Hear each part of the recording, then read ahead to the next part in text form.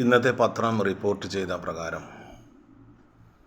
UN മുന്നറിയിപ്പ് നൽകിയിരിക്കുന്നത് ഗസയിൽ 14,000-ഓളം വരുന്ന പൊന്നുമക്കൾ പട്ടിണി മരണത്തിൻ്റെ വല്ലാത്ത ഒരു പ്രതിസന്ധിയിൽ അകപ്പെട്ടു പോയിരിക്കുന്നു. നമ്മളൊന്ന് ചിന്തിക്കേണ്ടത്, നമ്മുടെ മക്കൾ, നമ്മുടെ പേരമക്കൾ വിളിച്ചിട്ട് ഞാൻ ഇന്ന് പട്ടിണിയിലാണെന്ന് പറയുമ്പോൾ നമ്മുടെ മനസ്സിലുണ്ടാകുന്ന വേദനയും സങ്കടവും അതിൻ്റെ ആഴം എത്രത്തോളമായിരിക്കും.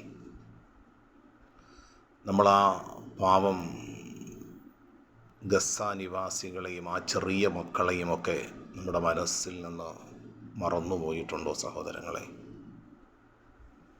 ഒന്നുമില്ലെങ്കിലും നമുക്ക് ചെയ്യാൻ കഴിയുന്ന പ്രാർത്ഥനയാണ്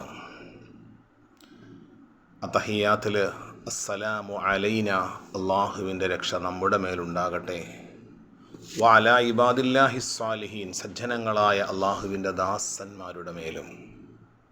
ലോകത്തെവിടെയൊക്കെ സത്യവിശ്വാസികളായ മനുഷ്യരുണ്ടോ അവർക്ക് വേണ്ടി പ്രാർത്ഥിക്കുമ്പോൾ ഗസയിലെ ഗർഭിണികളായ ആ സ്ത്രീകൾ, സഹോദരിമാർ, പറക്കമുറ്റാത്ത ചെറിയ പൈതലുകൾ പട്ടിണിയും ദാഹവും പ്രതിസന്ധിയിലും അകപ്പെട്ട് ഇസ്രായേൽ നരാധമന്മാർ നടത്തുന്ന ഉപരോധത്തെ തുടർന്ന് 14,000-ഓളം കുട്ടികൾ പട്ടിണിയിലാണ് എന്ന് UN മുന്നറിയിപ്പുമായി വരുമ്പോൾ നമ്മുടെ പത്രങ്ങളതൊക്കെ റിപ്പോർട്ട് ചെയ്യുമ്പോൾ നമ്മുടെ ഹൃദയത്തിൻ്റെ ഉള്ളിൽ നിന്നൊരു പ്രാർത്ഥന വരണം.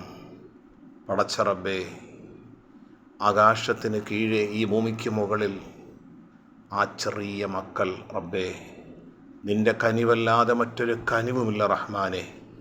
അള്ളാഹുവേ, ആ നിസ്സഹായരും നിരായുധരുമായ ആ മനുഷ്യർക്ക് റബ്ബേ നിൻ്റെ സഹായ ഹസ്തങ്ങൾ, അദൃശ്യമായ നിൻ്റെ സഹായം പ്രദാനം ചെയ്യണമേ എന്ന് നാം പ്രാർത്ഥിക്കണം.